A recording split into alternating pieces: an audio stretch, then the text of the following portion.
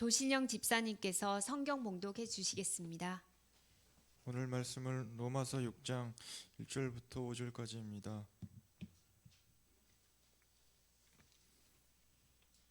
봉독하겠습니다. 그런즉 우리가 무슨 말을 하리요? 은혜를 더하게 하려고 죄에 거하겠느냐? 그럴 수 없느니라. 죄에 대하여 죽은 우리가 어찌 그 가운데 더 살리요? 무릇 그리스도 예수와 합하여 세례를 받은 우리는 그의 죽으심과 합하여 세례를 받은 줄을 알지 못하느냐? 그러므로 우리가 그의 죽으심과 합하여 세례를 받음으로 그와 함께 장사되었나니 이는 아버지의 영광으로 말미암아 그리스도를 죽은 자 가운데서 살리심과 같이 우리로 또한 새 생명 가운데서 행하게 하려 함이라. 만일 우리가 그의 죽으심과 같은 모양으로 연합한 자가 되었으면 또한 그의 부활과 같은 모양으로 연합한 자도 되리라. 아멘.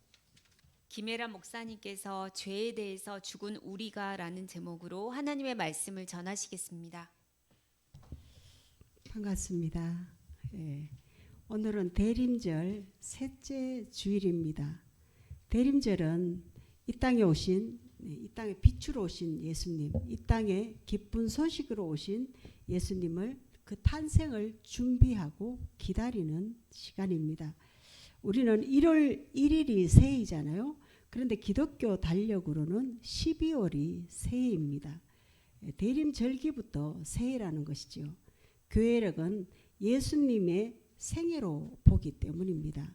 12월 예수님의 탄생을 시작으로 예수님의 고난받고 죽으시고 또 부활하시고 또 이렇게 예수님이 승천하시고 보혜사 성령님을 보내주신 기간, 성령 강림절이라고 하죠. 거기까지가 6개월은 예수님의 은혜를 생각하는 기간입니다. 그 이후 6개월은 무슨 기간이냐?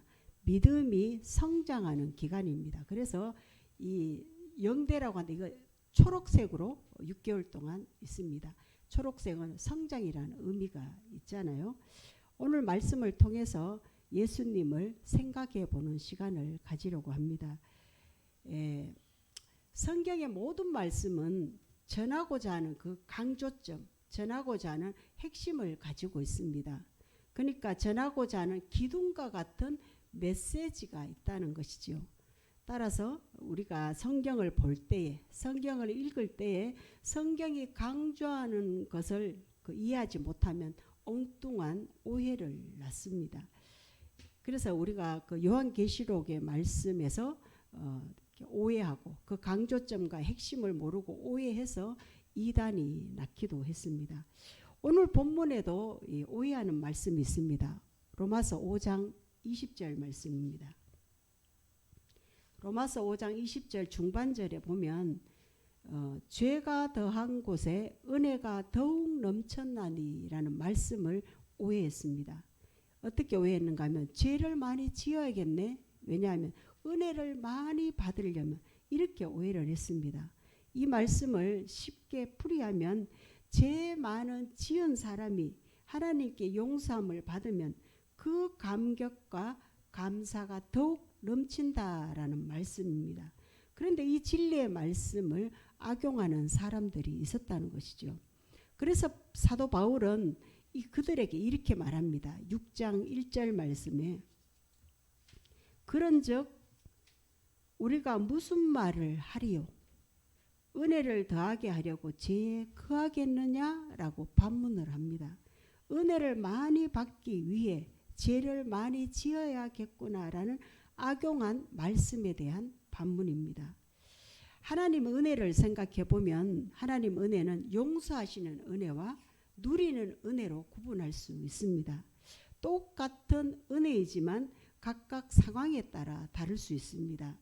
성경의 예를 들어보겠습니다. 누가복음 15장에 탕자의 비유가 나옵니다. 둘째 아들이 아버지의 재산을 가지고 외국에 나가서 허랑방탕하게 탕진해 버렸습니다. 그리고 난 다음에 거지가 되어 아버지 집에 다시 돌아오죠. 아들은 어찌나 면목이 없든지 아버지께 이렇게 말합니다. 나를 아들로 여기지 마시고 품꾼의 하나로 여기소서라고 말을 하죠. 그런데 아버지는 어떻게 합니까? 그 아들의 모든 것을 용서하시고 잔치까지 벌여줍니다. 거기에다가 금가락지까지 끼워줍니다. 이것은 은혜입니까? 아닙니까? 은혜죠. 아들의 모든 범죄를 감싸는 은혜입니다. 그렇다면 이제 이 탕자가 아버지의 은혜를 더욱 누리기 위해서 어떻게 해야 합니까? 효도해야 합니다. 아버지 보시기에 더 성장하는 모습, 성화된 모습으로 살아가야 합니다. 그런데 아버지 은혜를 더 받겠다고 다시 방탕한 길로 가겠느냐는 겁니다. 물론 또 나갔더라도 아버지는 용서할 것입니다. 그러나 그 은혜는 용서의 은혜입니다. 반면에 아버지께 효도하고 그 아버지의 마음을 기쁘시게 해드리면서 살아가는 은혜는 누리는 은혜입니다. 바로 이 하나님께서 부어주시는 누리는 은혜가 더 중요하다는 것입니다. 타락에서 용서받는 것은 그 원점을 회복하는 것에 불과합니다. 오늘날 그리스도인들은 은혜관, 이 은혜관이 잘못 서 있는 경우가 있습니다. 용서의 은혜에 머물러 있다는 것이죠. 하나님께서 부어주시는 은혜를 갈망하지 않고 살아갑니다. 그저 믿음으로 구원받았으면 그만입니다. 예수님께서 우리의 죄를 사해 주셨기에 우리는 값없이 의롭게 되었고 구원의 길에 들어섰습니다. 여기까지 용서받는 은혜만 아는 것입니다. 이 은혜에만 머무르면 믿음은 성장하지 않습니다. 그러나 하나님 나라에 갈 때까지 점점 성장해가는 믿음이 필요합니다. 성장, 성화되어 가는 동안 하나님께서 한없이 부어주시는 은혜를 누리며 살아가야 하는 것이지요. 이것이 진정한 기쁨을 맛보는 신앙인이라고 할 수 있습니다. 사람들은 로마서 5장 20절 말씀에 죄를 많이 지은 사람이 은혜를 더 누린다라는 말씀을 오해했습니다. 그래서 6장 1절 바울은 너희 무슨 말을 하느냐? 은혜를 더 받으려고 죄 가운데 살아가겠느냐라는 반문을 했습니다. 사람들 마음속에는 이런 마음이 있습니다. 내가 뭔가 해야 된다. 내가 뭔가 해야 만족을 하는데 구원은 하나님의 은혜로 값없이 준다니까 이것을 가볍게 여기고 자기 나름대로 판단을 합니다. 판단하는 사람 안에는 하나님 성경 말씀에 대한 오해가 있기 마련입니다. 그래서 2절에 바울은 이렇게 즉각적으로 말합니다. 그럴 수 없느니라. 죄에 대하여 죽은 우리가 어찌 그 가운데 더 살리요. 그럴 수 없느니라. 죄에 대하여 죽은 우리가 어찌 그 가운데 즉 죄 가운데 더 살리요. 죄 가운데 살 수 없는 이유를 설명합니다. 우리가 죄에 대하여 죽었기 때문이라고 말합니다. 6장에서 가장 중요한 말씀을 뽑으라면 죄에 대하여 죽은 우리가입니다. 우리가 죄에 대하여 죽었다라가 아니라 죄에 대해 죽었다라고 선언해 버리는 겁니다. 그 이유는 예수님과 연합되었기 때문입니다. 우리가 그리스도인이 되는 순간 더는 죄의 지배력 아래 있지 않고 성령의 지배를 받고 살아간다는 것입니다. 우리 예수님 때문에 구원받은 자는 죄에 대해 죽었습니다. 물론 죄에 대해 죽었다고 해서 죄를 범하지 않는 것은 아닙니다. 죄에 대해 죽은 성도는 자신의 연약함을 인정하고 살아간다는 것이죠. 그 연약함을 인정하기 때문에 하나님을 더욱 의지하며 성령님의 인도함을 받아 죄와 싸워 승리하게 된다는 것입니다. 바울은 우리가 언제 어떻게 죄에 대해서 죽었는가를 3절에서 설명합니다. 3절 말씀에 무릇 그리스도 예수와 합하여 세례를 받은 우리는 그의 죽으심과 합하여 세례 받은 줄 알지 못하느냐? 세례는 예수님과 합하여 한 몸이 되는 성례 예식입니다. 그래서 우리가 세례를 받을 때 예수님의 죽음이 나의 죽음이 되었습니다. 즉 세례받은 것은 우리의 옛사람이 죽고 예수님과 함께 살아가는 것을 의미합니다. 우리 모두는 세례를 받았습니다. 세례 받을 때 기억나십니까? 저는 중학교 2학년 때 그 입교식을 했는데요. 거의 기억이 안 나고 일부분만 기억이 납니다. 그런데 우리는 이렇게 고백을 했습니다. 하나님은 전지전능하신 나의 아버지라는 것을 알았고, 또 예수님은 구원자로 알았고, 또 이 성령님은 나와 늘 동행하시는 분으로 알고 고백했습니다. 그리고 예수님은 주님으로 믿고 따르겠다라고 고백을 했었습니다. 주님, 이 주는 임금주자입니다. 즉 주님이, 예수님이 왕이라는 것이죠. 예수님을 나의 왕으로, 왕의 말씀을 따르는 백성으로 살겠다고 우리 모두는 고백했습니다. 그런데 지금은 어떻습니까? 크리스천이란 내 안에 예수가 있는 사람입니다. 우리는 세례 받았기 때문에 죄에 대하여서 죽었을 뿐만 아니라 예수님의 죽음과도 연합되었습니다.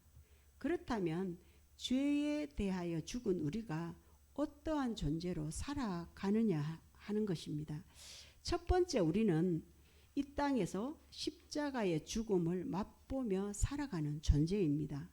즉 내 자아가 이미 죽었다는 것을 맛보며 살아가는 존재입니다. 마태, 마가, 누가복음에 공통적으로 나오는 예수님의 세례 장면이 나옵니다. 예수님은 세례 받을 때 온 몸을 요단강물에 온전히 잠겼습니다. 온전히 들어갔다가 나올 때 성령이 비둘기같이 임하셨습니다. 이와 같이 우리에게도 세례 받은 후에 성령이 우리에게 임하셨습니다. 오늘날은 약식으로 세례 예식을 거행하지만 그 의미는 같습니다. 침례교회는 지금도 예수님 세례의 그 방식을 따르고 있습니다. 침례교회는 지금도 온 몸을 물속에 넣습니다. 그리고 물에 잠길 때 옛날에 나는 죽었다라고 선포합니다. 옛사람은 죽었다는 것이죠. 다시 물속으로 올라올 때는 새 생명으로 태어났다는 의식을 행합니다.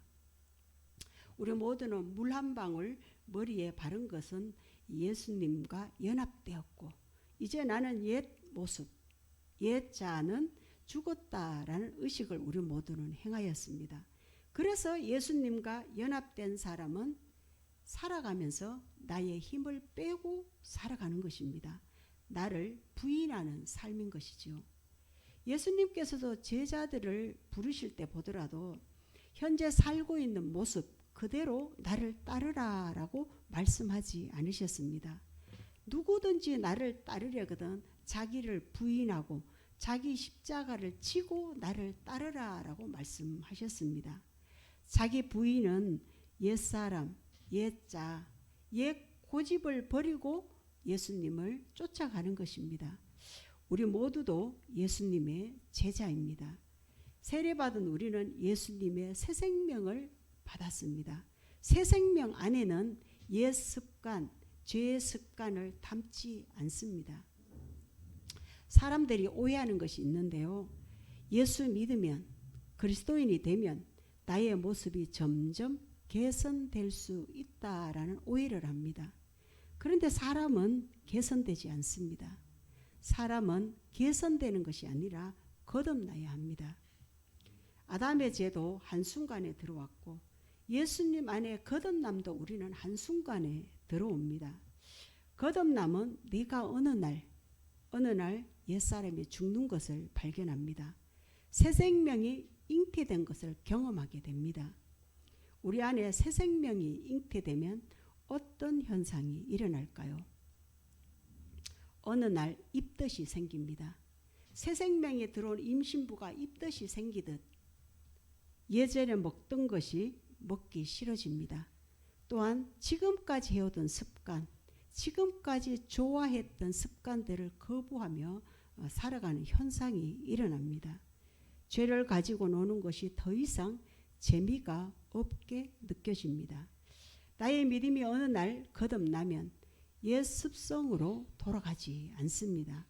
새로운 피조물로 새로운 삶을 살아가게 된다는 것이지요. 이것을 성화라고 합니다. 세상과 구별된 삶을 살아가는 것이지요. 예를 들어 어느 날 내 안에 올라오던 나의 혈기가 사라진 것을 발견합니다. 사람을 의식하던 내가, 사람을 의지하던 내가 사라진 것을 발견하게 됩니다. 예수님 죽으심과 연합되었을 때 일어나는 지극히 자연스러운 현상입니다. 우리 삶에는 예수님의 십자가가 있기 때문입니다. 예수님의 죽으심과 연합되었을 때 우리는 어떻게 되느냐? 두 번째, 죄에 대하여 죽은 우리가 부활의 생명으로 살아간다는 것입니다. 4절 말씀입니다. 그러므로 우리가 그의 죽으심과 합하여 세례를 받음으로 그와 장사되었나니, 세례 받을 때 예수님처럼 죽었다는 겁니다. 옛 사람은 장례 치렀다는 겁니다. 그래서 하나님께서 예수님을 죽은 자 가운데서 살리심과 같이, 즉 부활하심과 같이 우리 또한 새 생명으로 행한다는 겁니다. 즉 부활 생명으로 거듭난다는 겁니다. 첫 번째, 예수님 십자가의 죽으심으로 연합되었으면 두 번째 부활도 우리는 연합된다는 것입니다. 따라서 부활 생명으로 살아가는 것이죠. 5절에 보면 만일 우리가 그의 죽으심과 같은 모양으로 연합한 자가 되었으면 또한 그의 부활과 같은 모양으로 연합한 자도 되리라. 성도는 주님의 죽음에 동참한 자입니다. 그리고 주님 부활과 같은 모양으로 연합한 자가 되었습니다. 더 나아가 주님과 함께 죽음의 권세를 깨뜨리고 부활하게 될 것을 말씀하고 있습니다. 고린도전서 15장 23절 말씀을 보면 예수님은 부활의 첫 열매가 되셨다라고 말씀하고 있습니다. 첫 열매가 나무에 열리면 그 다음 열매는 자연스럽게 열리게 되잖아요. 그러니까 그 다음 열매는 그리스도께 속한 자다라고 말씀합니다. 즉 그리스도께 속한 자가 예수님 첫 열매가 되신 것처럼 우리 모두도 부활한다는 말씀입니다. 그렇다면 부활의 의미는 무엇일까요? 우리에게 성령이 허락되었다라는 말씀입니다. 그리스도와 함께 부활할 자들에게 임하는 영이 바로 성령입니다. 예수님의 부활의 의미 중에 가장 중요한 것이 부활로 말미암아 성령이 우리에게 부어졌다는 것입니다. 요한복음 16장 7절 말씀에 예수님께서도 십자가를 지시기 전에 다음과 같이 말씀하셨습니다. 내가 너희에게 실상을 말하노니 내가 떠나가는 것이 너희에게 유익이라. 내가 떠나가지 않으면 보혜사가 너희에게 오시지 아니할 것이요 가면 내가 그를 너희에게 보내리니 그가 와서 죄에 대하여 의에 대하여 심판에 대하여 세상을 책망한다라고 말씀하고 있습니다. 예수님이 죽으셔야, 예수님 부활하셔야만이 보혜사 성령이 우리에게 임한다라는 말씀입니다. 이것은 부활과 동시에 성령을 주시겠다는 약속의 말씀입니다. 그러므로 부활하신 주님이 제자들에게 부탁하신 말씀도 이렇습니다. 누가복음 24장 49절 말씀에 중반절에 보면 너희는 위로부터 능력으로 입혀질 때까지 이 성에 머물라라고 말씀하셨습니다. 즉 예루살렘 성에 유하라는 말씀이죠. 그래서 예수님 부활하신 후 승천하시면서 마가 다락방에 성령이 임했습니다. 이 성령은 세례받은 우리 모두에게도 임했습니다. 성령이 하시는 능력은 무엇일까요? 첫 번째 성령의 능력은 우리 안에 주님이 부어주시는 은혜를 맛보며 누리며 살아가도록 하십니다. 두 번째는 성령의 능력은 죄가 우리에게 왕노릇하지 못하게 하는 능력입니다. 이렇게 성령의 능력은 우리로 하여금 죄를 이길 수 있게 한다는 것이죠. 우리는 예수님 탄생을 기다리며 준비하는 대림절기를 보내고 있습니다. 이렇게 대림절기를 보내고 있는 이때에 내가 예수님과 친밀하게 연합되었는지를 자신을 살펴보시기 바랍니다. 아직도 나의 혈기가 막 올라오는지요. 아직도 나의 죄사함 받았다는 것에 대해서는 너무나 분명한데 자신을 죽이는 믿음은 너무나 희미하지는 않는지요. 우리는 아직 연약하기에 죄와 싸우는 과정이 남았습니다. 나의 옛사람을 완전히 끊어내기 위해서는 갈등의 시간이 있다는 것이죠. 이 갈등의 시간을 통해서 우리는 점점 성화되어 갈 것입니다. 죄와 구별된 삶을 살아보려고 우리는 발버둥을 치니까요. 이 갈등의 시간은 이미와 아직이라는 시간에 우리 모두가 머물러 있기 때문입니다. 우리는 이미 구원을 받았습니다. 그러나 아직은 구원이 완성되지 않았습니다. 왜 나는 때때로 남에게 인정받고 싶고 때때로 나의 혈기가 일어날까요? 우리는 성령의 영향권 안에 들어갔지만 우리 각자에게 죄의 불씨가 조금씩 남아있기 때문입니다. 우리가 기억해야 할 것은 이미 죄의 지배에서 벗어났다는 것을 우리 모두는 인식해야 합니다. 난 예수님과 연합되었음을 기억하며 그래서 우리는 늘 사단의 접근에 노할 수 있어야 합니다. 내 마음을 줄이 틀고 있는 이 사단에게 노하고 거절할 수 있어야 합니다. 나는 죄에 대해 죽었다라는 선언을 해야 하는 것이죠. 혹 나에게 나의 혈기가 나의 분노가 자꾸 들어오면 꾸짖어서 내보내야 합니다. 나를 분노케 하는 영은 떠나라. 나를 분노케 하는 영을 떠나라 명령할 수 있어야 합니다. 사단의 영을 받아들이지 않고 꾸짖어야 합니다. 넌 나를 주장할 수 없다. 너는 나를 주장할 수 없다. 꾸짖을 수 있는 영성이 있어야 합니다. 성령이 내주하는 성도는 예수 이름으로 외치면 승리합니다. 나에게 유혹이 오더라도 성령의 능력으로 승리할 수 있습니다. 저와 여러분은 날마다 거룩을 경험하며 살아갈 수 있기를 소망합니다. 기도드리겠습니다. 참으로 좋으신 하나님 아버지, 죄악된 이 세상에 빛으로 오신 주님을 찬양합니다. 기쁨의 소식을 가지고 오신 주님을 믿음으로 구원의 반열에 들어가게 하신 주님, 이제 다시 오실 주님을 기다립니다. 좀 더 성화된 모습으로 주님을 기다리며 살아가도록 인도하여 주시옵소서. 예수님의 죽으심과 연합하게 하시고 예수님의 부활의 생명과 연합하게 하신 주님, 새로운 피조물로 새 생명을 받은 자답게 살아가길 원합니다. 하나님의 용서의 은혜만 머무르지 않게 하시고 믿음의 여정을 걸어갈 때 하나님께서 부어주시는 은혜를 누리며 살아갈 수 있도록 은총을 더하여 주시옵소서. 우리의 연약함도 아시는 주님, 세상과 믿음의 여정에서 갈등하고 씨름할 때 사단의 영을 꾸짖어 주 예수의 이름으로 승리하도록 성령의 기름 부으심이 날마다 경험되게 하옵소서.